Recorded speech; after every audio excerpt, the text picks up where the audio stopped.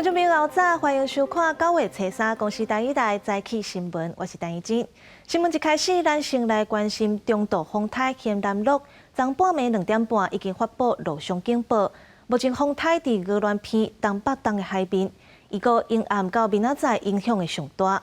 目前北台湾是落大雨，不过东部会透小风。咱来听气象局详细的说明。 现在在早上这段时间，在我们的云林到竹苗沿海这一带，正有一个比较明显的回波在影响，所以这一带的沿海地区现在正在下一波比较大的大雨。而此外，我们从图上也可以看到，往南延伸，在我们中南部的平原地区，其实也有一些明显的雨势出现。 而同时，随着台风的整个东北风加北风持续的灌进陆地，在我们北部地区也是一阵一阵有间歇的明显雨势出现。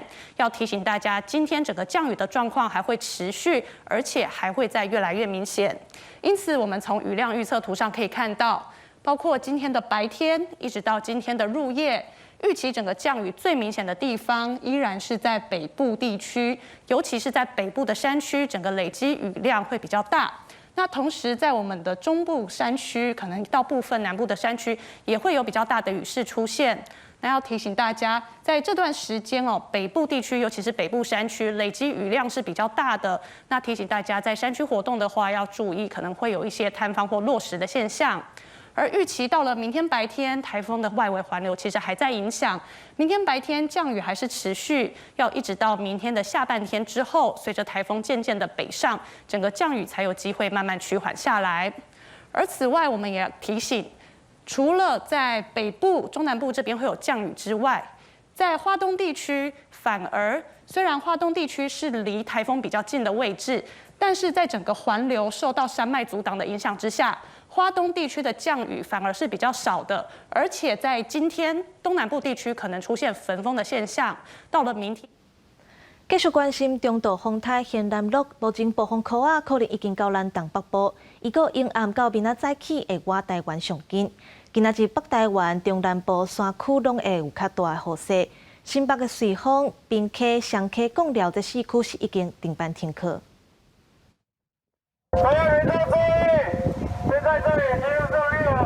海巡人员伫三线大风景区游防守线，经过看海影的民众紧离开。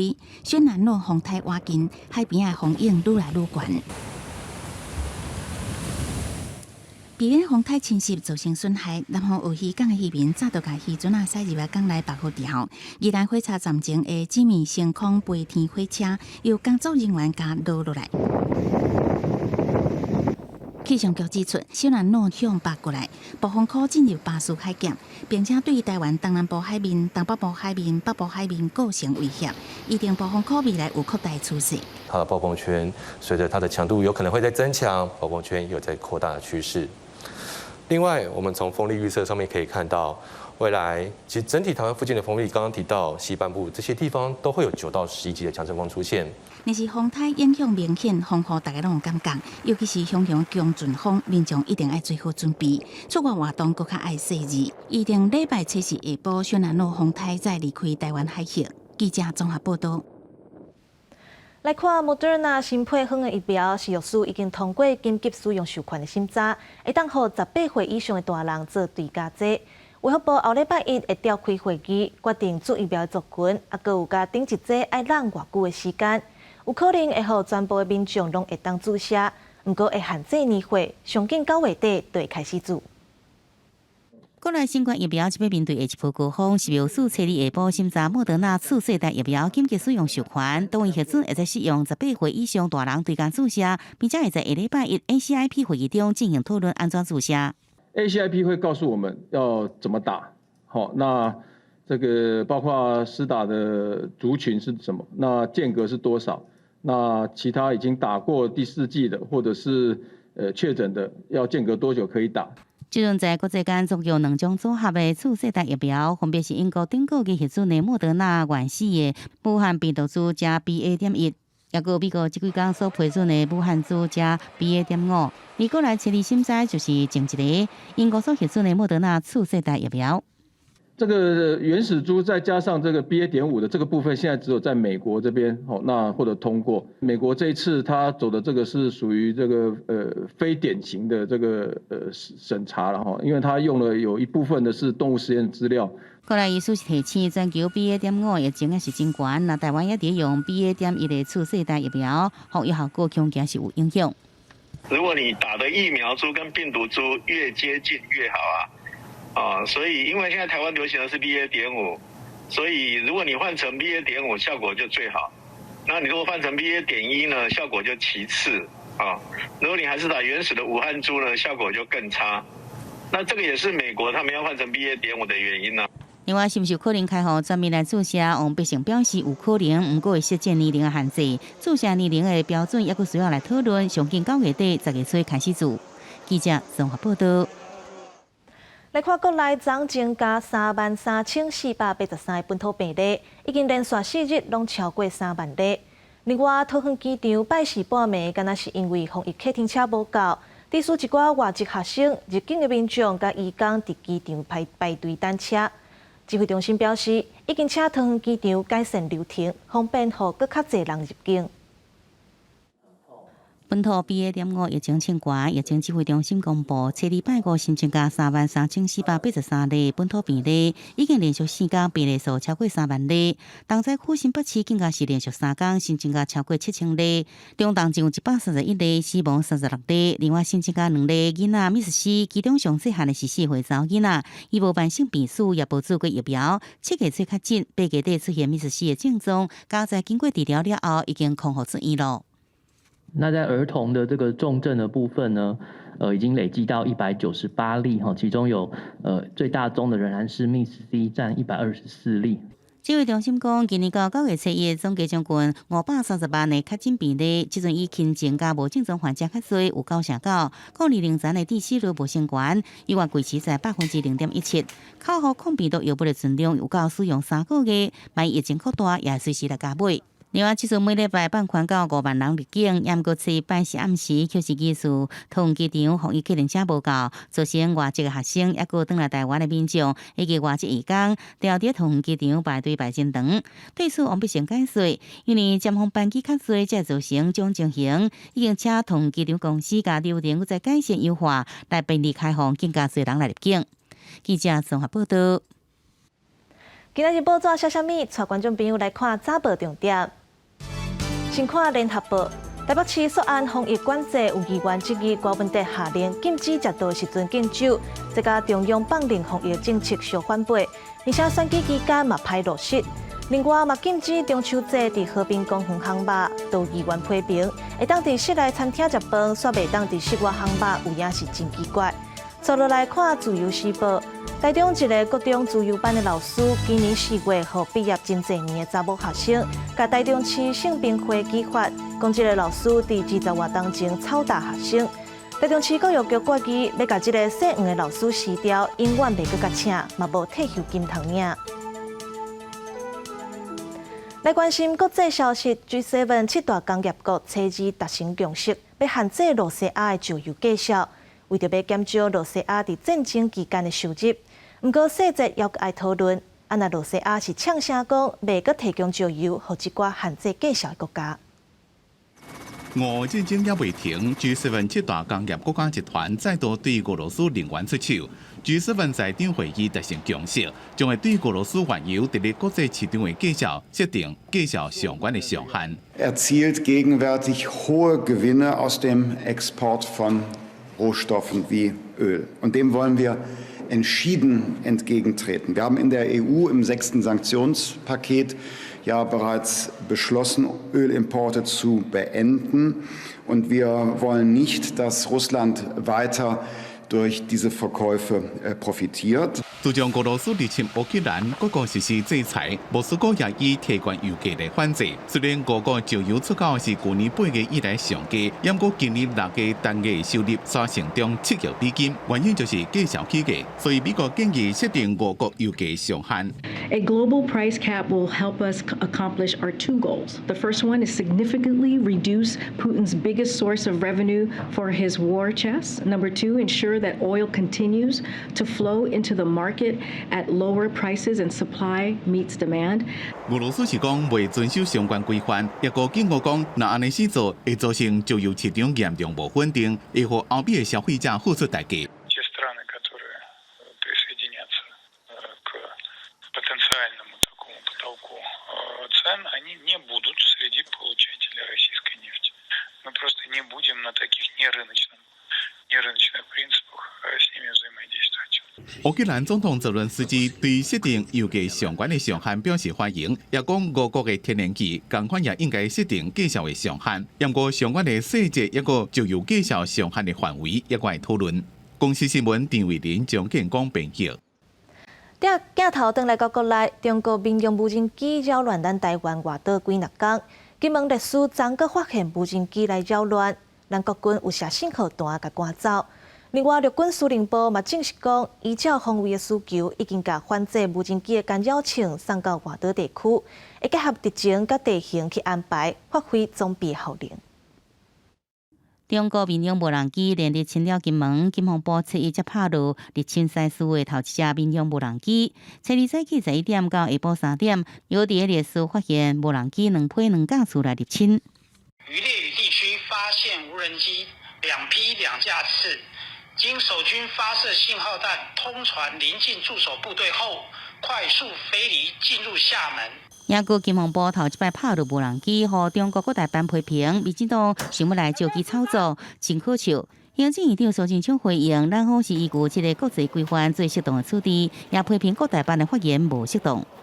中国还有华人做不适当的发言，那中国应该自己知道克制，知道不要生事，我们也绝不挑衅。对着中国无人机真接入侵咱离岛，陆军司令部证实，依照外岛防卫需求，已经检证适合的干扰性送到外岛的地区，并且结合地形甲地形，适切部署，有效发挥装备效能。那对这种无人机用这种不管是这个中断它的 GPS 的这个定位的能力让它强迫它迫降，或者是用这个 ISM 这些商用频段把它截断让它没有办法操作，这种方式能够进行软杀那当然相对上来讲，也让中国没有任何的理由可以来有所意见。国防部最近主动来公布中共军舰侵扰台湾的概况，7日拄好是9日海战纪念日，海军司令部发布影片回顾历史以外，也公布进行海上监看中共军舰的画面，包含中共军舰安阳舰甲温州舰拢看得真清楚，代表两军非常的瓦军，甲海军坚守第一线，应付国家安全，守护民众决心。记者综合报道。前参谋总长李晓明提出中国拍台湾的3步。讲中国头一步是破坏台海中线，再来透过军事行动打击，落尾要占领台湾。李晓明是呼吁国军爱加强无对等作战的能力。另外，美国第7舰队进前发布新闻相片，讲美国军舰经过台海的时，有翕到咱国军的飞弹巡逻舰。专家分析讲，美国是超工要公布台美军舰做伙出现的相片，就是要警告中国。中共想要无插海峡中线，引起两岸紧张。前参谋总长李晓明事件，这是真危险的警讯。伊提出强军反台3步，大声增加机弹扰台，破坏台海中线的轨迹。第2步则触发成军事打击以武制毒。第3步看海作战，达成实质占领。观察台海现状，李晓明认为，双方小事政客的可能性提高，无度干靠军购解决问题。你不断的这样子逼迫我，然后每次据实以告，让国际社会整个形成一个压力。你要想办法把它形成是一个恶霸。我们是一个很善良的人，你这样子才能够成功。我们最大的力量绝对不是有多少军舰，有多少武力，我们最大的力量是全国是不是都能够团结一致。我觉得这才是真正的，这是最大的嚇阻力量。但是台湾面对强军的胜算，李晓明点出，关键是个人团结形成合作力量，嘛爱强化无对称战略，建议国军行向机动另外精准致命。美中持续伫台海竞争，美国第7舰队进前发布，提供道路加级飞弹巡洋舰穿过台海，相片后边所对应该是国军多攻击飞弹巡逻舰。军事专家分析，应该是美方故意向中国传达的政治信息。这个照片的构图很故意哈，那故意的就刻意为之，那刻意为之就是彰显说，第一个，美军在这里，美军在哪里呢？在台湾的周边海域。我说真的，这个算是一个老式的巡洋舰，不过这些都算是神盾级的巡洋舰那战力也是很强的。另外，美国阁公布强军052D型飞弹驱逐舰，也甲美军巡洋舰隔海相看，也显示咱国海军甲海巡共同行动，国际关心台海情势。美日韩国安高层官员初一伫夏威夷举行三边会谈，毋但讲到北韩、乌克兰的情势，主要是伫讲台海和平稳定。日本阁计划伫台湾附近的南西国岛加强部署飞弹甲电子战部队。专家是讲，结合国军的反舰飞弹，有效阻止强军突破第一岛链。记者综合报道。来看年底高学业大选登记结束，昨民进党的彰化县长参选人黄秀芳，甲台中市长罗秀燕拢已经去登记参选。苗栗县的部分坚持参选的议长郑东锦嘛完成登记。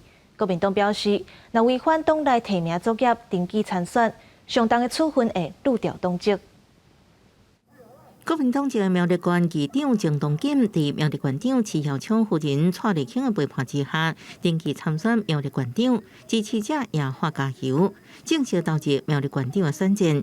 伊表示，相信乡亲的判断，坦然面对登记处分。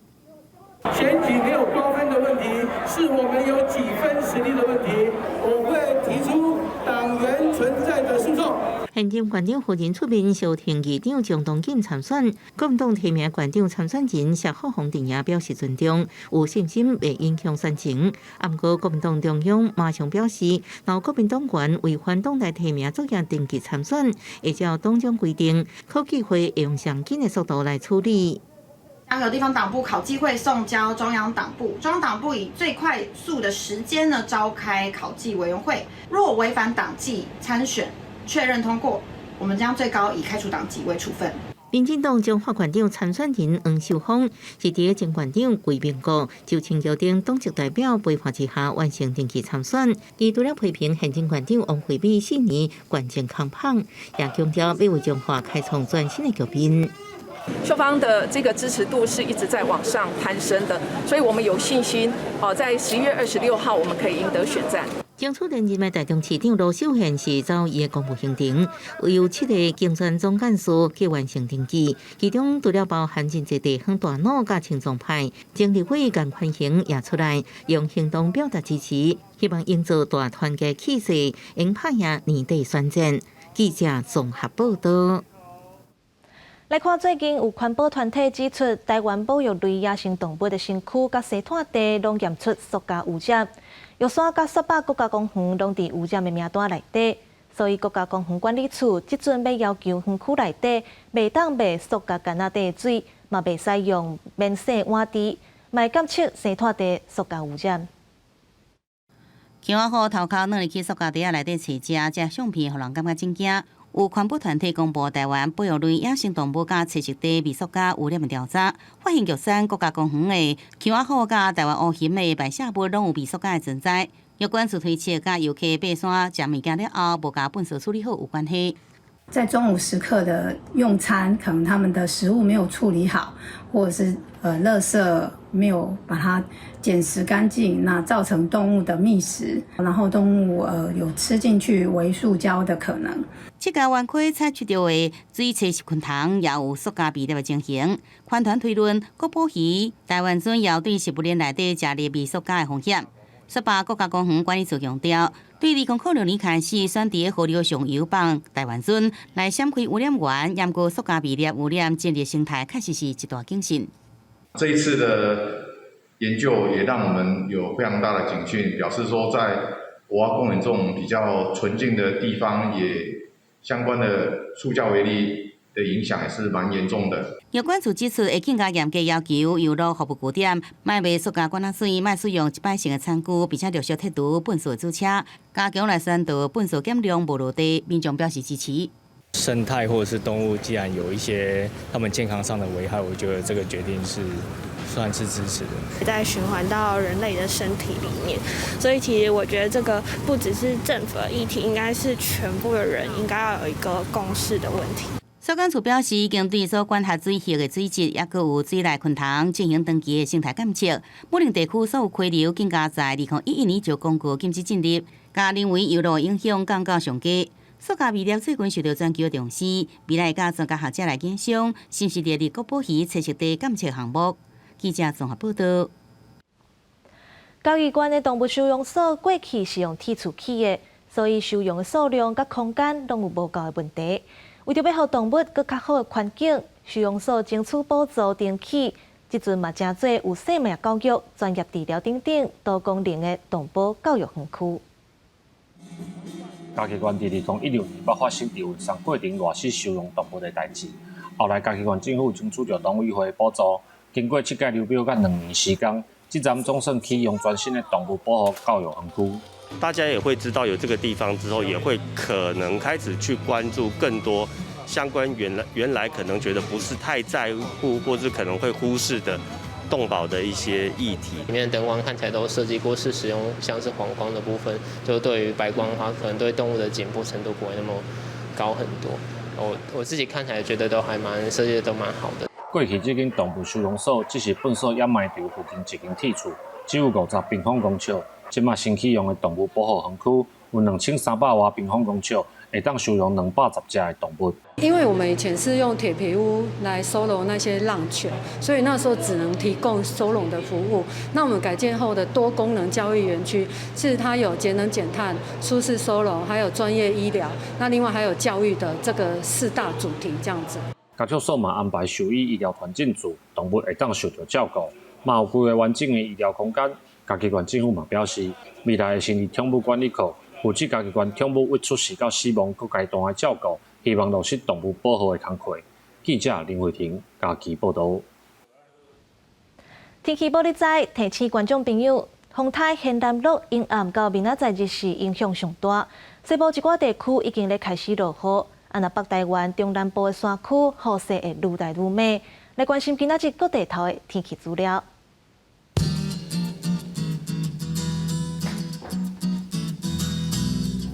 北部地区26度到28度，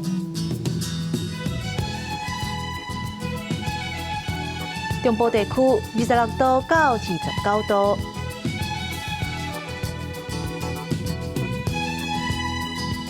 南部地区25度到31度，东部地区26度到33度，外岛地区26度到34度。还有未来3天的天气。